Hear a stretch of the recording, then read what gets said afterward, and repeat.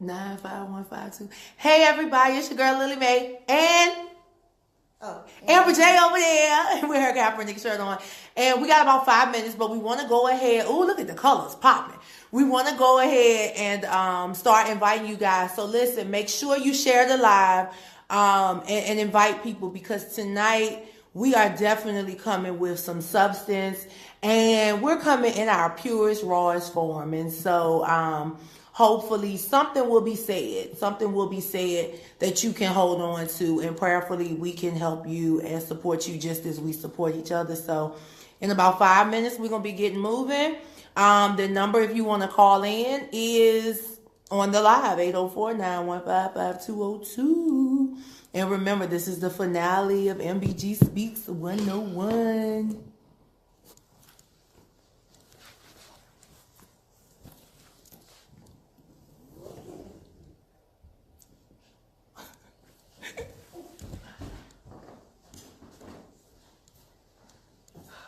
The title of your show is the same?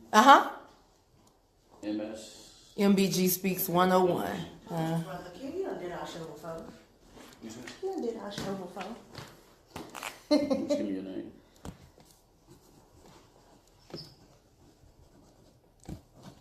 Yours. Okay. That's it? Lily Mae. Yours. I have hers. That's it. Hey, Tanisha. Hey, y'all. Yeah, see my afro. Ooh, look at that. I don't know. Mm-hmm. Yep, if you put it right there. I'm just adjusting.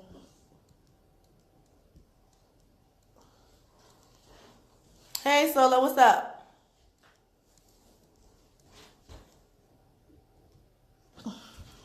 Shit, I'm trying to stretch these calf muscles out.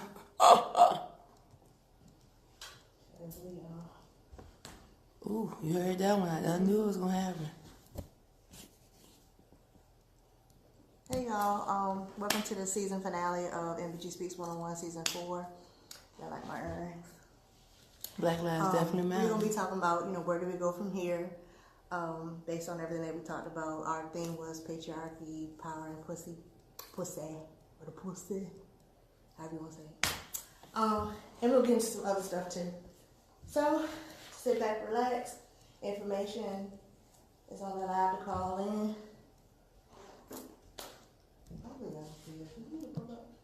I don't think so.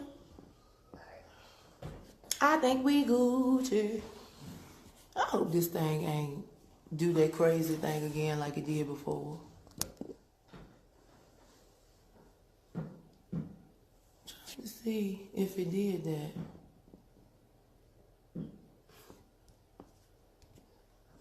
Well, I don't think so.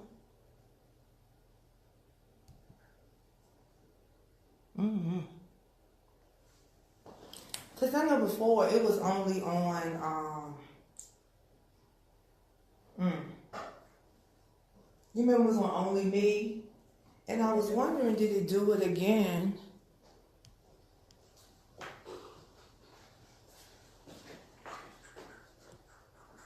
And you can't. You don't post no more? I didn't hear you. You don't post no more? I don't post? Mm-hmm. Because I ain't been on it in a while. We friends on Facebook? Yes. What's your name? Amber. Amber? James. Let's see if I can get that one here. I haven't been on. Here. I mean, I was on this week. Oh, okay. Haven't been on. I've been busy. I have to adjust it from here.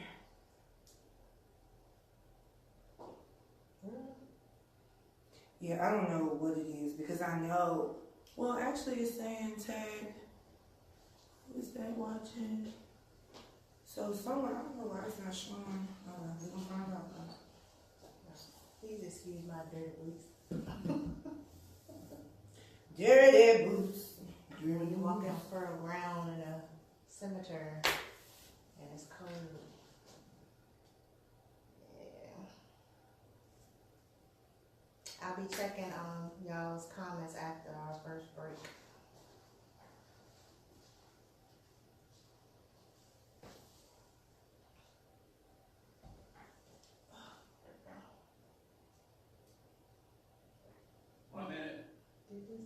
All right. I was like, ooh, I can't get it braided. I get tender now.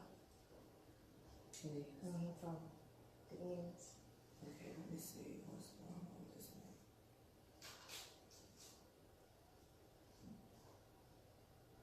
One minute, guys. 1 minute.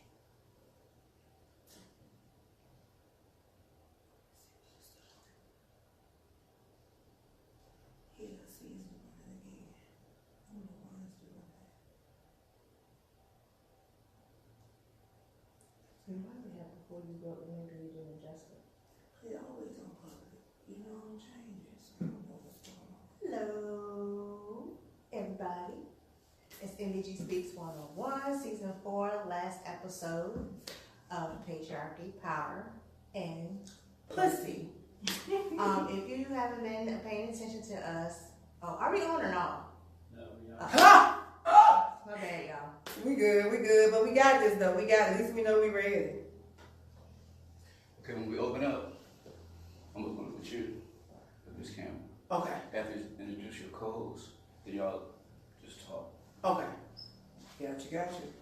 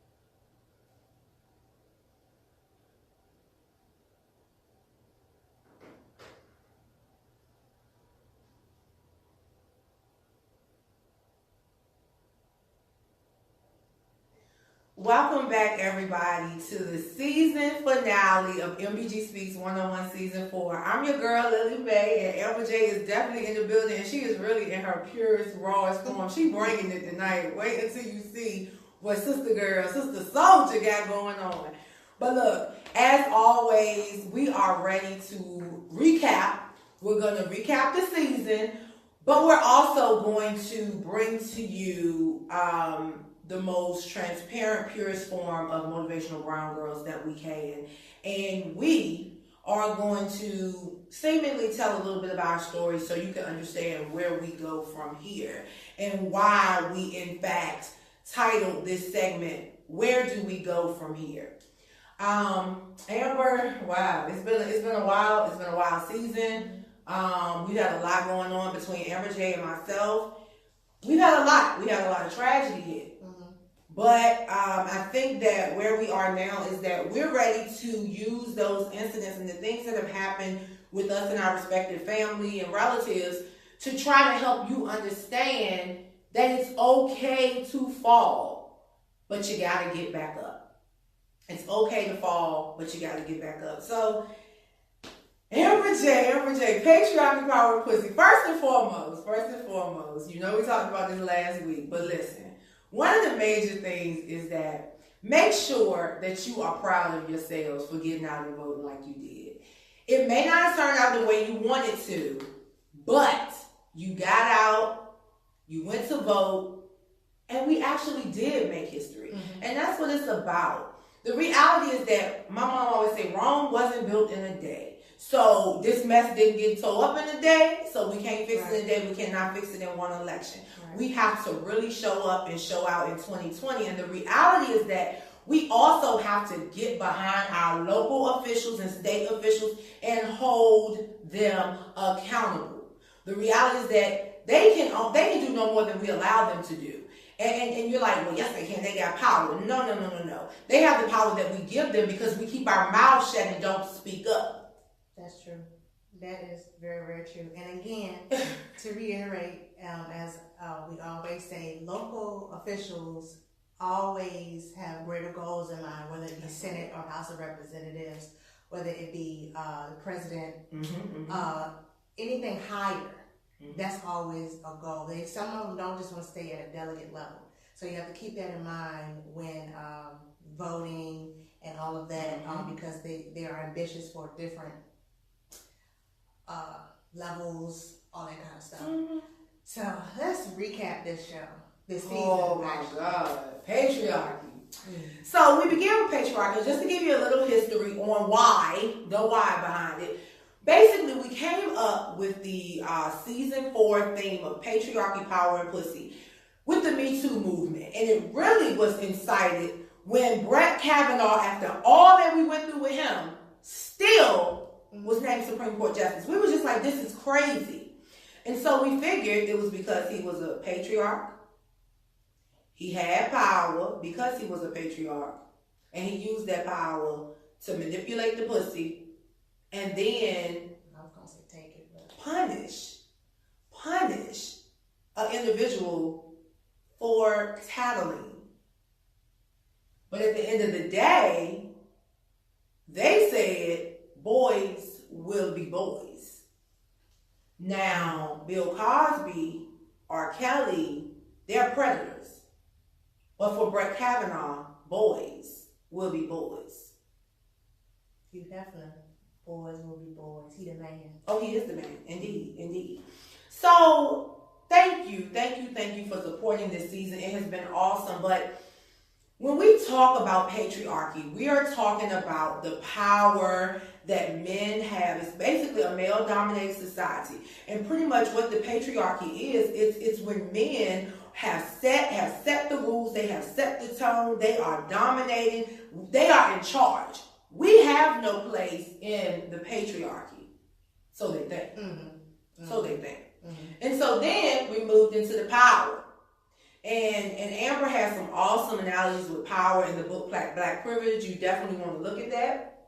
But relative to power, we talked about the 6 forms of power. We talked about coercive power. We talked about reward power. We talked about expert power, informational power, legitimate power. And when we talked about those forms of power, we use current events to help you understand how those forms of power are used to manipulate individuals to then giving up that pussy, as Ply said. That pussy. We talked in the last segment of pussy.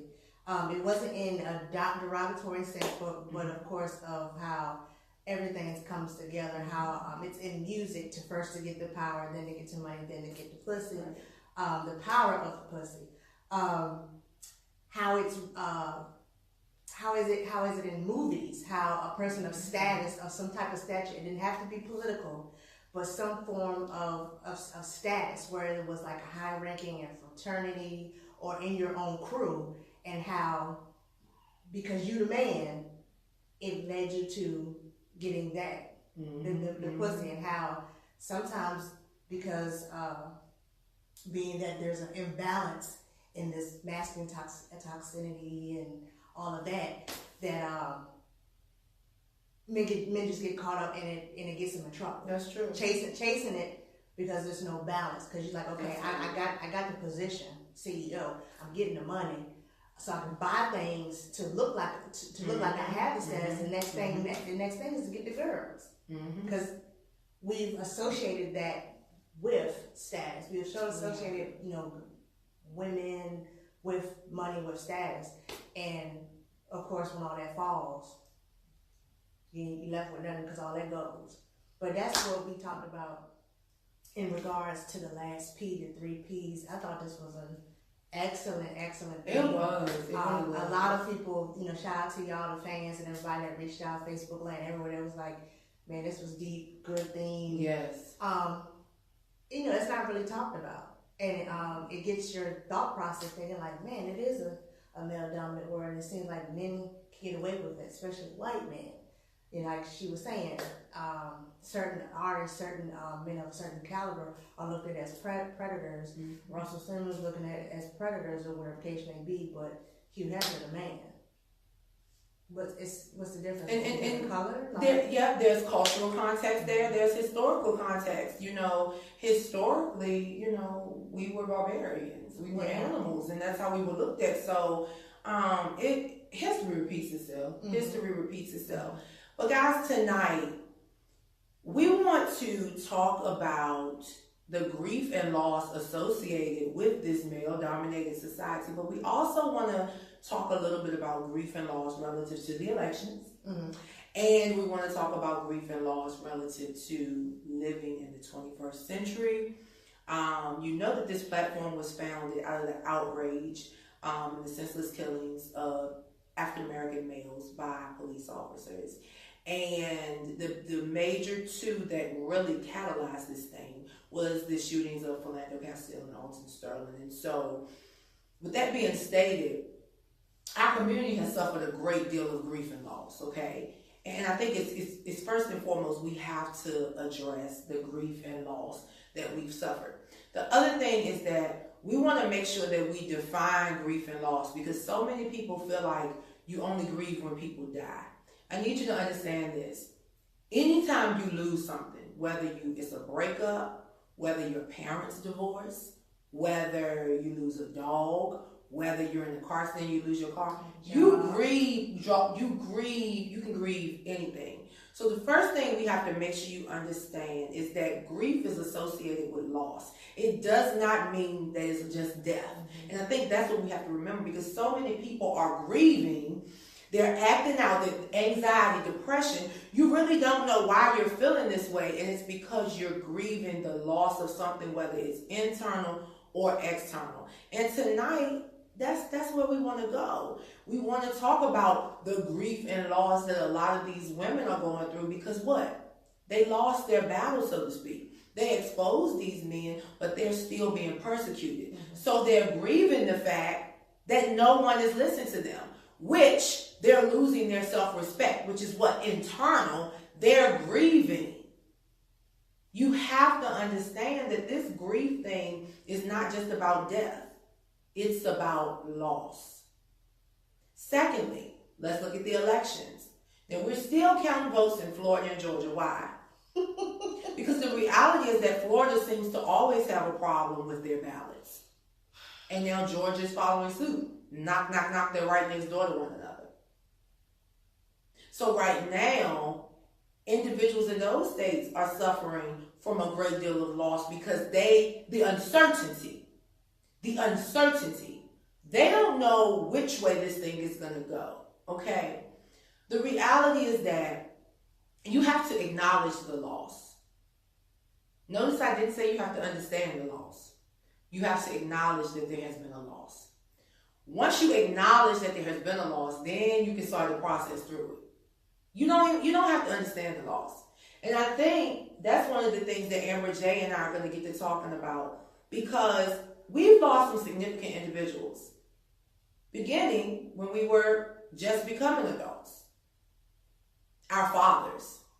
So we share a commonality that we lost our fathers at a pivotal time in our lives, at a time when we really needed them to really steer us, because we had to figure a lot of stuff out on our own. We have awesome mothers, but just like they say, a mother can't teach a boy how to be a man, a mother also can't really teach a girl what a good man is. Mm-hmm. She needs to see that. She needs to see that. So Amber J, what has your experience, and we can go historically and then come present, what has your experience with grief and loss been like? And what are some of your coping mechanisms like? Oh my goodness.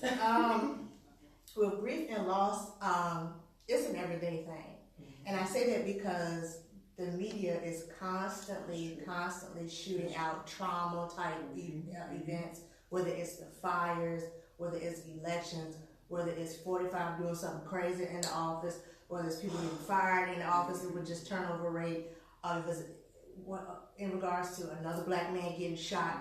Oh, I didn't, it's a constant loss, constant grieving, because now things are becoming more relatable because there's so much out there. And for me, in regards to that, I just stay off social media because people tend to recycle, which reopens the trauma. That's true. So I just, I see it. I stay off social media for a little bit till that type of topic dies down, and then then I may address it if it really is bothering me. I may just make a status of some sort. Talking about it to others as well, because a lot of people out here just like, man, I just don't understand God, why? So having that conversation helps as well. Okay. Me personally, with grief in my own life, it's a totally different step. I know. I have to like sit in it. And what I mean by sit in it, I have to kind of stand in it and see everything that's going on. And be like, wow, has this person really transitioned on? I can't believe it. Understanding what I'm feeling, because the loss of my father is a completely different feeling versus like a grandmother for me, or like a cousin that I may not be close to or something like that. It's for me, how I felt when my father passed was like, this guy participated in me being here, and it feels like a part of me is leaving. So, I had to sit in there and be like, this is an odd feeling. I didn't feel this when my grandmother passed. This is an odd feeling. I didn't feel this when my uncle passed. And so, having to deal with that, and then it was some guilt there. Because me and my father didn't have the best relationship. And I tell anybody that to this day, we didn't have the best, father and daughter relationship. He had some things that prevented him from being the best father he could be in my life. And once we had that conversation prior to him passing, it made things better. And as the years went on, he's been gone since 2012. It's helped me better to understand and knowing that he's not that far away. He's literally with me. I am him and he is me. I mean, his blood runs through my veins, and that's what I tell everybody. Your ancestors are you. You are your ancestors. So it's just a constant, constant remembrance, good memories, things like that. Talking it out, writing it out, hoping, listening to music, different songs that he used to play, things like that. And that's just for any type of grief, not just with family, but just in general. When I lost my doggone job, I wanted to fight. Yeah. I think we all wanted to fight. We wanted to fight for. Yeah, I wanted to fight. Definitely. And dealing with that again, that was a new experience, different experience for me, because I never had that happen. So again, I had to sit in it and look at not only me but the whole situation in itself. And okay, well, what is it about me? What changes? And it's just learning things about yourself. That I probably wouldn't have known or learned if I didn't come up out of that, if that situation hadn't happened. It had to be drastic. Some things in your life have to be drastic for you to be like, yeah, they do. Be like, oh yeah, I get it now. Our mama say you don't believe, stink. Yeah. But wild in it for a little while longer. So yeah, Right. Definitely. So wow. So the interesting thing is that, we both, like I said, we lost our fathers. Now, Amber J lost her father, a little bit later in life. Versus for me, I transitioned from high school to college and my dad passed away. But I didn't lose him to death. I lost him 5 years prior to Alzheimer's. So guys, listen to that. I grieved my father when he went into Alzheimer's. Why? Because he lost his mind. And I think, not to cut you off, but I think we need to acknowledge that. If you know somebody that's dealing with some type of disease, whether it be medical dementia or Alzheimer's, whether it might be drugs, you still are grieving some type of loss because that person that you may have known up until that point is not that same person. So you have to deal with that. So I'm glad that you brought that up. That you brought that up, because we don't realize. Okay, we grieve the person in death, not realizing we say things like, "Man, how come he don't remember me?" That's a sense of loss, sense of grief. It is. You know what I mean? And I mean for a 14-year-old, because my dad went into Alzheimer's when I was 14. I didn't understand.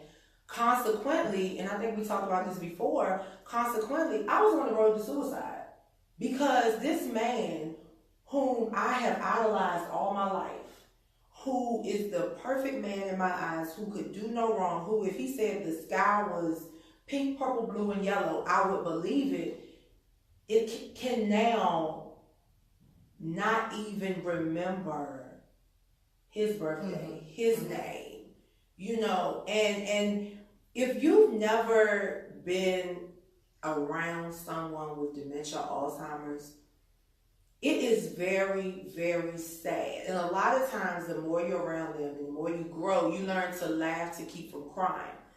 But there was some days when I would just go in my bedroom and cry because I didn't understand. But what I did, I started researching Alzheimer's for myself. And I started to understand what it was. And then with that, I learned, oh, okay, so this is what I have to do when he starts doing this. Okay, I'm just going to feed into it. So then, when my friends would come to visit, I would explain to them what was going on. And then it was like, we'd have a good time. He'd just be tripping, walking down the hallway, talking to himself in the mirror, thinking it was his dad. I said, wait a minute, if you talking to your dad, you need to go somewhere. Your dad ain't ready. So people didn't understand when he died and we were happy because he didn't want to live like that. Secondly, what you have to understand with loss is sometimes loss is necessary to save someone else. Yes. My mother started to give down because she was taking care of him at home for 5 years with Alzheimer's. She started to give down. Now, what was she going to do with a teenager? Well, both of us were teenagers because at the time, I was between 14 and 18, and which means Linwood was between 19 and 24, but we're still young. We've never had to really be on our own. We've always had mom and daddy. So if she would have given down, what would have happened to us? Once again, I say, you have to acknowledge the loss. You don't have to understand it, but you have to acknowledge the loss to be able to work through it. Okay? And then you have to research your own loss. You have to research your own loss. I did not know that although I didn't grieve when my dad passed, what I found out was that after that, when his brother started passing, that's when the grief hit. That's something else, guys. If you don't feel like you're grieving, don't think that you're weird. Because I was like, well, maybe there's something wrong with us. Maybe we don't be hooping and hollering and trying to jump over. We ain't jumping over in no caskets in this family. Honey. We don't do that. But what I realized was that when my dad's brother started passing, that's when it really started to set in. Wait a minute. My daddy gone. Every piece of him that would be left, because he was one of the eldest, now I'm grieving. Now I'm reflecting on, oh my God, my dad not going to see me get married. He's not going to see me have no kids. He's not going to see me do X, Y, Z.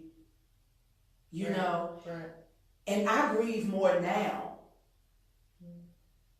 than I did when it first happened. That's the same way with my uncle. The same way. When my uncle passed, and he's the last patriarchy, I would say, in that particular line, because in the line, the generation that I'm under, or the great, however you want to say it, that I'm under. I got you. The only one left of their children is my great aunt. My great aunt. Okay. And so she's left. She outlived everybody. So this is her nephew.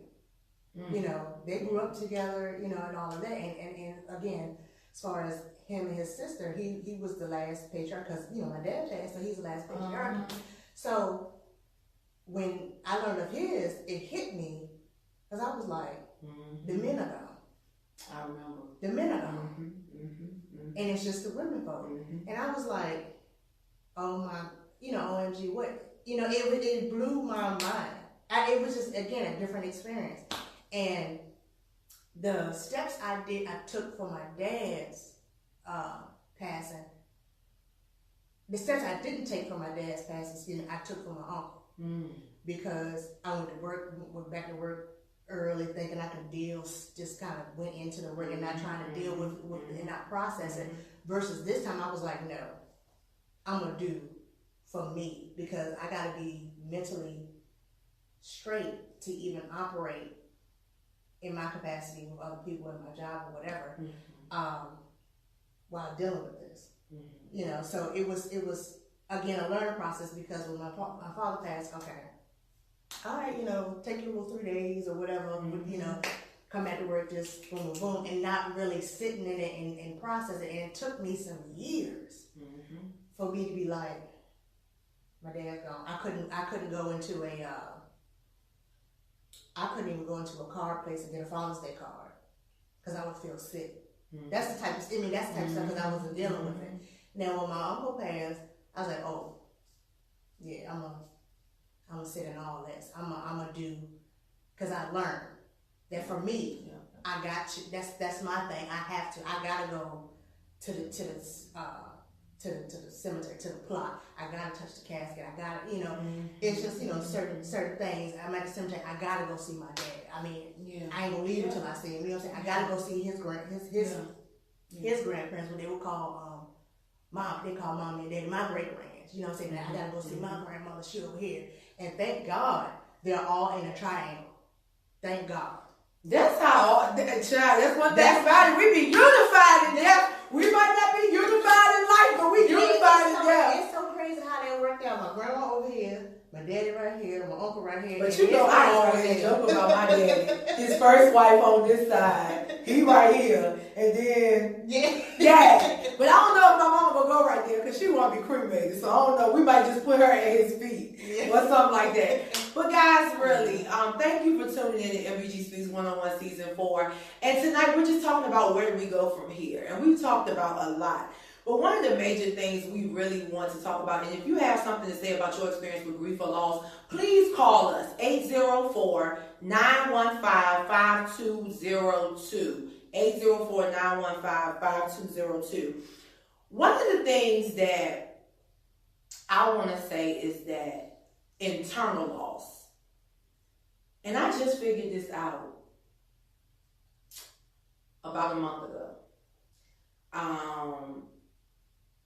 Talking to my significant other, and the conversation came up. You are the most happy when you're helping other people. And you know, I had to stop for a minute. And you know what I realized? All my dad's life, he took care of everybody in his family, everybody in the neighborhood, any and everybody. That's all I saw. He took care of us. He took care of my mother. When my mother got pregnant with my brother, of course I wasn't born yet, she didn't have to work because he took care of everything. And I just always remember him making that statement, look out for your brother. So in my mind, you looking out for your fellow man. He also taught us to bear one another's burden.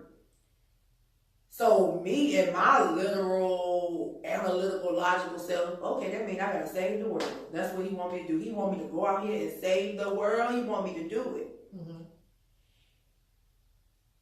And I broke down and just cried because I never realized that when my daddy died, I actually lost my self-worth. Because everything that I owned internally, he and my mother gave me. But he gave me because he was a man who made his child, his daughter, know, understand, and feel like she was the only girl in the world. You feel what I'm saying? And so, consequently, as I got older and started to date, I needed to be in control. So it forms your identity. Exactly. Why? Because what did my mother do? She was in control of that situation. He was the man of the house, but she was in control of that situation. It has taken until now for me to even be able to become vulnerable and actually cry in front of my partner. You know what I'm saying? Like, Because for me, it ain't crying, man. We ain't cry. Like, we ain't cry. You know, most of the time, men be like, get up, boy, stop that crying. No, my mama was like, stop that crying. I don't know what you're crying for. Yeah. So, it's really interesting. It's really interesting how you really don't know how loss impacts you internally. Yeah. That's true because I was, ice, as my family jokes and said my mother is the ice queen. I'm the ice princess because I don't really, show.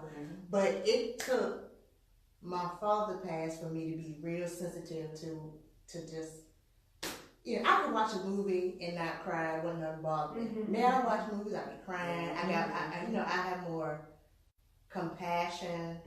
It's just certain stuff has shifted because I needed that, to be honest. I needed that because when you operate in a certain way for so long and something hits you, whether it is a loss of some sort and you're grieving, things shift within you. They do. Oh, they do. Things shift within you. So now it's kind of like, when I lost my job, of course I was devastated. So now it's like, if I lose a job, you know how to cope now. Yeah. You know how to deal. And so when somebody else you may know deals with that situation or has a death of significance, you're not just looking at them like, girl, you're more understanding. So you're like, you know what, I completely understand. This is how I help you. This is what I did to cope. Maybe this may help you. Versus you kind of looking like a deer in headlights. Well, I'm praying for you. Send my condolences, and that's it. Versus saying, you know what, I completely understand. My father passed too. Was your father in the military? Yeah. Do call so and so and so and so and so. Like I had to do that for my uncle. He was in the military. Called, the Veterans Department. You gonna need this? You gonna need that? They hand out this, they hand out that. Because something I learned. Because a lot of people don't know when stuff happens, they like, oh my God, this person is gone. And they got to call 11 people to figure out what the hell they're going to do. That's true. And where they're going to go. And then I think, their minds all over the place. And then sometimes it takes a sane person like, this person, do this first, then do this.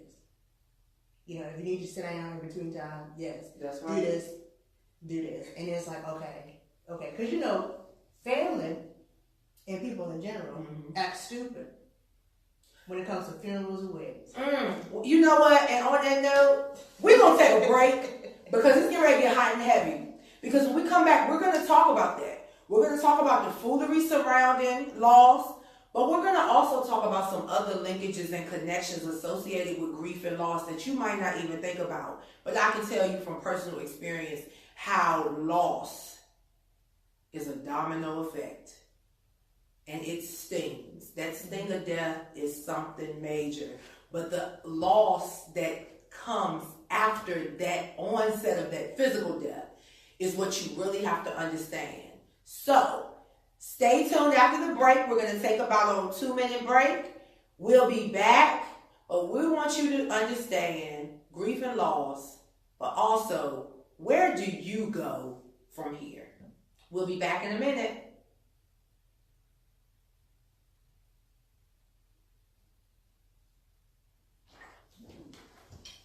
Good show. Thank you. Hey, everybody. Thank you so much for tuning in. We're going to take a 2-minute break and then we'll be back. I'm going to check out some of your comments. Thank you so much. But like I said, thank you so much for tuning in. I hope you guys are able to get something from the show. We're really excited. We're really excited about this. So, let's see here. And for real, if you have any questions, comments, please call us 804-915-5202. You can call in anonymous. Nobody have to know who you are. But we are really talking about this grief and loss thing because a lot of times we don't realize how it impacts us until years down the line.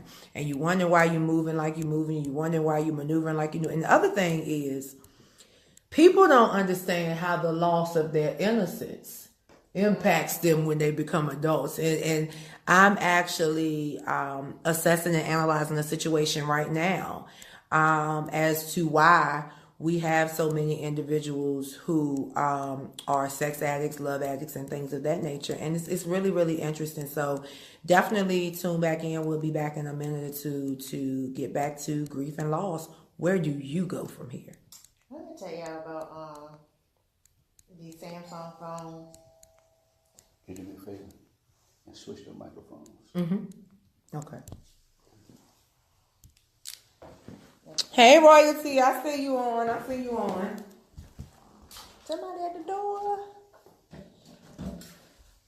Who in there? Let me go. You remember that? I'm coming for you. These Samsung phones be trying to tell you y'all ain't got no memory in their you because they want you to get your new phone. You know, people don't take the time to explain death to their children either. Nope. So they don't really know what their children go through. They don't. And that's true. That's true. That's so true. Let me know when you're ready. All righty. 6:33. We can go. Oh, after you get the book. Thank you so much, guys, for tuning in. I hope that you're really understanding what we're discussing and why we're discussing the things that we're discussing. This is a very significant topic, and it's very, very, very important. So thank you so much for tuning in. I got royalty. I have royalty inside my DNA. Okay, that's all I want to do. I see you tomorrow, royalty. I think. How you doing? I think I see you tomorrow. I don't know. I can't remember.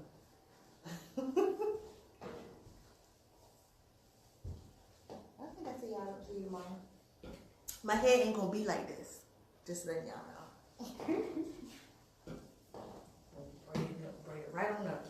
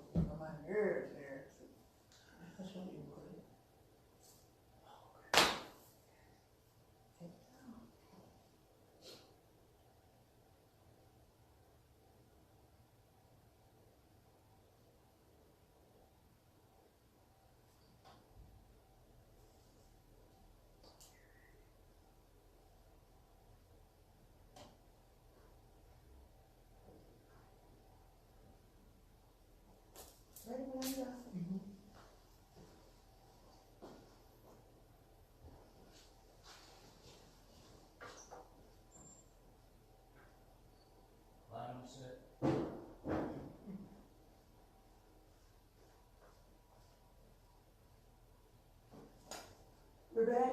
Are we back? We are back. Welcome back to MBG Speaks 101 Season 4.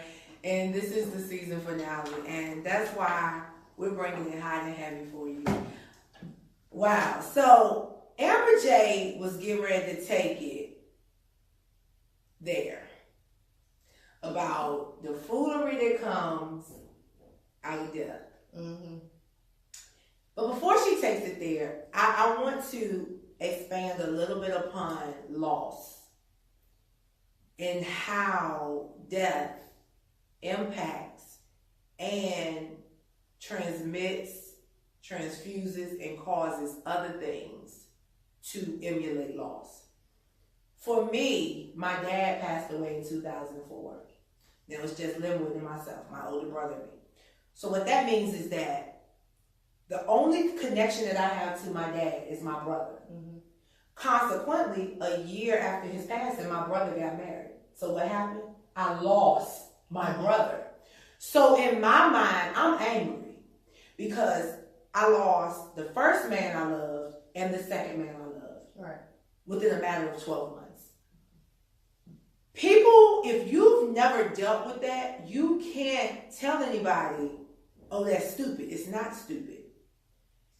Unless you understand my mental and how I grew up, being that we grew up as a family unit.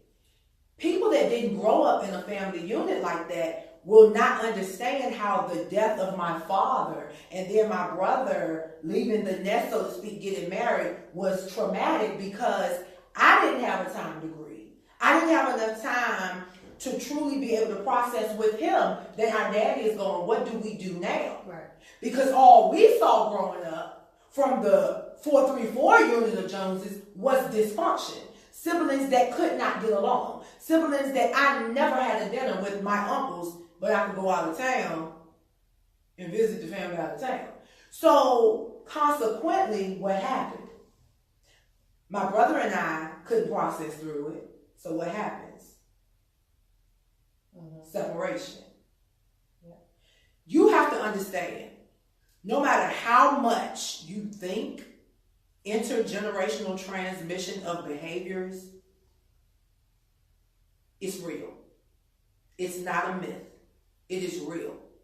And no matter how hard you try for it not to happen, it's inevitable if you don't work through the things and if you don't openly discuss the things that have harmed, like Amber said, your ancestors. And you have to understand that. You have to understand that. We were raised, grounded, and rooted in faith. But in the 9th hour, I didn't give a darn about that Bible. Why? Because my daddy was gone. And then after my daddy left, my brother was gone. Then my grandmother went into Alzheimer's, my next hero. Then I get to graduate school and now she's gone. Trauma. Trauma affects people in different ways. For me, it caused me to become complacent in a relationship that was, I don't want to say it wasn't moving, but it wasn't for me to move in. It was love. It was, okay, this is cool. This feels nice. Hey, let's go with it. And then I never, I always say, I never want to say I wasted 8 years of my life, but as I look back and think about it, it's like, okay, what did I gain? That's how I used to think. But now I know what I gained. I was able to finish those degrees. And the reason that's significant is because anybody that know me know I was buck wild in college. Buck wild. You know what I'm saying? Buck wild. And so, if I hadn't been in that relationship, though, I probably wouldn't have had any kind of calmness or structure whatsoever. And I really would have walked to the beat of my own drum, which I did that anyway. But I had some kind of attainment, so. But you're right, Amber. I tell, I told my mother, we talk about death a lot. Because I watched, at one point, people were dropping dead in our family like fly me, they were dropping like these SWAT flies. But the interesting thing is that I said, Mommy, we need to hurry up and do these prearrangements. Yes. Because when that time comes, I don't want to have to deal with nothing. Yes. And that's such as uncomfortable of a conversation that is, it's imperative that it needs to be done. It's so interesting because I watched the episode of Adam Ruins Everything that comes on True TV about death and how there's different ways to go about burial, not just getting a casket. There's a natural where you just bury in the ground because getting embalmed is a lot of money. Costs and stuff like that, and also how doctors are trained to talk to patients if they're in some form of a disease that's terminal, the route, which way to go, what's the best route, things like that, and get your stuff in order. So I tell anybody, because that was an experience with this past transition of my uncle. If you have policies, whatever, insurance, whatever the case may be, have those conversations with your children or with somebody that you trust, that you know is going to carry out everything. It's imperative that you do that. Yes, it's uncomfortable because it's bringing the reality to, okay, death is inevitable, what's going to happen. Yes, it is. It sucks, but that's what it is. So have that conversation. at least have that conversation, knowing that when that happens, everything is taken care of, and you're not in an additional debt. That's right. Than what you may be, because I mean, people are out here passing with their type of policy, their type of insurance, no nothing, and people got to fork out loans, dip into their 401k, and just to pay for stuff. And the other thing is, no shade at anybody. GoFundMe is not life insurance. Y'all out here getting the latest iPhones, the latest Androids, and all of this. Get these babies some life insurance. These babies are getting shot down in the street, and you want other people to pay for it. No. You know, I'm not paying for anybody. You know why? What lifestyle y'all living. Exactly. Because Betty Lou and Bo made sure they got it when we were born. You know what type of lifestyle. Gerber, you can get Gerber life insurance for like $1 and some change a month. Get these babies some life insurance and get some on yourselves. Yeah. The saddest thing, I heard this lady my mother's age say, I ain't got no life insurance. I don't care what they do with me when I die. Are you stupid? Now, one thing about it, you know I say this all the time. I can deal with a new fool, but I can't deal with no old fool. Because see, a new fool, you can still kind of tweak it. An old fool, that's just embedded foolishness. But really, really and truly. And the other thing is, I feel like this. Use up everything you got. Prearrange and save just enough to bury you. And to open the grave, because you got to pay for the opening and closing of the grave. Because at the end of the day, don't leave nothing for your children to fight over. Again, funerals bring the real out of it. It does. It does. It really does. And it's sad that people are actually waiting on folk to pass. So so they can get something. Yeah. So and you know the interesting thing, but you know with the will. And listen, people, first and foremost, I'm gonna put that plug in. You don't have to go to a lawyer to get a plug. All you gotta do is call us. You don't have to go to a lawyer to get a will. All you gotta do is call us. Trust me on this one. You don't have to do that. The other thing is this. A lot of people are gonna be upset when people's wills are read. Because you think people have forgotten. A lot of people know and understand. They've watched you move. They know how you move. They know what you might do and what you won't do. So don't be surprised. Case in point, you know, again, movies and music. Case in point, the movie Gran Torino. Clint Eastwood's character dies, right? He ain't had the best relationship with his son. They was all they were nasty to him. Just kind of and he had like a cancer or something because he was coughing up blood or whatever. So instead of just outright telling him, he was trying to say without saying it. So the son's not picking up on the fact that something's wrong with my dad. My dad calling out the blue. That's not odd. It's odd, but I don't know. Anyway, he befriends this little boy in the neighborhood. He's a Korean. Korean.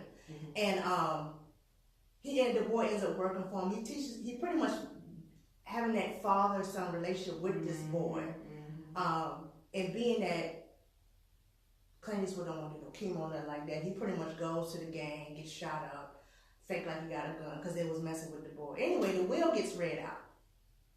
So the son and his children and the wife like, oh, okay, dad got this big house, he got some things in his house. Oh, we about to get it in. When they read who that Gran Torino was gonna go to, it went to that boy, his next door neighbor, and not to his son, to the grandchildren, nothing like that. It straight up went to the That boy. Sounds so familiar to something that just happened very close to me. But anyway, so that's why she said you may get mad because wills unless the person is like terminal to where they can't change it right then and there. If they deemed incompetent. But now it's somebody, and there are people that have rewritten their will on their deathbed. So all the time, people aren't incompetent. You gotta be careful when they're on their deathbed. So don't get it twisted. Don't get it twisted. And deal with your animosities now.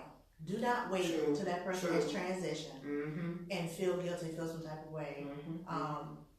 Shoulda, woulda, coulda. Things happen. We all wish we could live forever and have that one last time, that one more moment. But that one more moment is going to be another. Let me have one more moment, and another one, and another one, and another one. So just try to get all that you can get out, and understand that the way you're raised or the way things happen in your life, don't stay mad with whoever raised you, because you don't know. Without having that conversation, you don't know what they dealt with as to why they're bringing you up the way they are. Yes, some factors, kick in, but until you have that conversation, which I encourage everybody to do, until you have that conversation with your elders or your mother or father, whoever that raised you, to be like, why did you stay with him? He was beating on you. Why did you stay? Well, my father was verbally abusive to my mom, so that's all I saw. That's what I saw. Then you're like, not excusing it, but it makes the understanding better. You're like, okay, I get it now. And it's real, Amber. It's so real that you even use that. And for me, and I'll be really personal. My battle right this moment is truly being able to tell somebody how I feel. And I can lay people out all day, but when it comes to somebody that I love and care about, I cannot tell them how I truly feel. Why? Because my mom didn't do that. My dad did, but my mom didn't. I'm a woman, so what am I going to do? Right. And this is what I'm saying. We don't realize, and I'm saying we know I don't have children of my own, but you guys know I taught high school, and I know I impacted those babies. So I say, we don't know how we impact these babies. I tell people all the time, I feel like I had the best upbringing. My brother and I had the best upbringing ever. But I also can see the difference in the child rearing that they did for my brother versus me. I can see that there was more of a shelterization there versus with me. Number one, I was running wild. I was rebellious. So you ain't about to tell me what to do. You tell me what to do. I need to know why, how, who said that. Well, let me try it this way and I'll deal with the consequences. Let these babies learn on their own, but also be their parents. Right. Stop trying to be their friends. Facebook Live on my phone when I act a That's what loss is all about. That's what loss is all about. Yeah. That's what loss is all about. You have to guide. You have to process. You have to mentor through that. And I mean, it's serious. It is so serious. I know that for Amber J, and I think I speak for the both of us, all we have left are our mothers and our brothers. Ironically, that's what we have left. That's true. Now you think about it, that's true. We lost our daddies. We only have our mother and our brothers. And of course, we have nieces and nephews, but those are the only two individuals that can sustain us if anything were to happen to us. So we only have our mothers and our brothers. That's significant because the relationships must be restored. Yep. Loss of relationships are the most destructive to one's internal self ever. I think about someone that their family is perfect and everybody is perfect. But what I began to notice was that perfection is an insecurity. And I said, look, hold on, wait a minute, bro, pastor. Wait a minute, I gotta talk like my dad now. Wait a minute, bro, pastor. Perfection is insecurity. Because you have to internalize this perfection to really force yourself to love yourself. Because you weren't taught how to love yourself for real. You were forced to love yourself. You can't force anybody to love themselves. That has to be taught.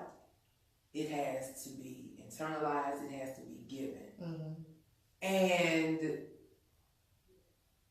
I had to self-reflect and say, you know what? I am flawed. And it's okay. The problem is when you can't accept that you're flawed. Right. And when you can't accept the people around you are flawed. I tell people all the time, what do I say? The Jones is crazy as hell. I'm just saying. We crazy. As I always say, how people react is not a reflection of you, it's a reflection of them. Well, and you know, it will behoove you, not use that word, it behooves you to really think about it. When you're working in a helping profession, why do you feel the need to help so bad? Think. It took until now. It took until 2018. And that's fine. For somebody to point that out to me. And that's fine. You know, it's never too late. Because what I saw this past year, it's never too late for the healing process to start. It's never too late for the healing process to start. And you know something? This is the other piece. Because one thing I know is that no matter how we pray, who we pray to, what our beliefs are, we pray. Because we pray every night, and because we acknowledge our Creator every morning, our revelation and clarity is getting better and better. I can say I cried from Friday until, I still been crying today. I cried all night. Because I'm releasing. Good. I'm grieving. And see, y'all don't even understand. I lost so much. I have lost so much down through the years that I never grieved. Why? Because mom said, oh, that's foolish. We don't do that right here. So now, in 2018, 20 plus years later, I'm grieving. I'm crying and don't nobody know why, but guess what? I'm crying because I'm happy though. I'm crying because I'm happy because now I understand myself. I understand why I move the way I move. I understand why I operate the way I operate. And now I just have to work on verbalizing that to the people that matter. Because see, I can cuss y'all strangers out all day. I can tell y'all off. I can tell y'all what you need to do. I can tell you where to go, where not to go, when you're going. But when it comes to those individuals that I really need to have those conversations with, I shut down. Why? Because we don't talk about that in this house. You feel what I'm saying? So listen, we will start getting ready to close out because I know it's about that time. But Amber J, final thoughts. Well, my final thoughts. I'll give y'all something from the book, The Four Agreements. Be impeccable. Don't do like you. Be impeccable with your word. Don't take anything personally. I'm trying to do like this third one. Hold on. Don't take anything personally. Don't assume anything. And be the best that you can be. She really legit. See, that's how I know we're aligned. Because she said don't assume anything. And you know what? I'm going to piggyback off there for my final thought. Be direct. Be straightforward. Understand that the world is so large. But what you also have to understand is that there's a difference between a worldly and earthly connection and a spiritual connection. Yes. Long for that spiritual connection. That spiritual connection leads you to love. That earthly and that worldly connection leads you to lust. And when you know that you have that spiritual connection, you will know because you will glow. You will feel comfortable in the most uncomfortable situations. You will be able to say no to temptation. You will be able to submit yourself holistically to that spiritual connection. The reality is that we live in a time where everything is put together. The Kardashians, the K. Michelles, the Nickys. But what happens when Dr. Miami and Dr. Kurtz and all of them demise? And there's nobody else to maintain this external vessel. What do you have? you have an empty core because you spent more time trying to look beautiful than really trying to be internally beautiful. Don't assume that everybody wants that figment of their imagination. Because that spiritual connection will come in and it will wish you away and you won't know which way you're going. But just know that at the end of the day, all you actually have is your relationship with the higher being. No matter who that is, no matter what that is, you need that relationship because that spiritual connection is the only thing that will get you through the wee hours of the night when you just don't know what to do. And everything that's put together ain't, it's a slow process, just putting it out. Very much so. Because all these fake stuff, it take time to heal. That's But right. anyway, this is MBG's 101 season 4, season finale. Yes. Of course, we'll be back for season 5 We with will. a new flavor. Hope y'all enjoyed the theme, patriarchy, power, and pussy. Again, there's a new electives that's representing your state, your district, your city, your county. Hold those people accountable. That's right. Make sure they do their job for y'all. I'm Amber J. This I'm is Lily Mae. And as always, MBG listens. And then we speak. Have a great evening, ladies and gentlemen.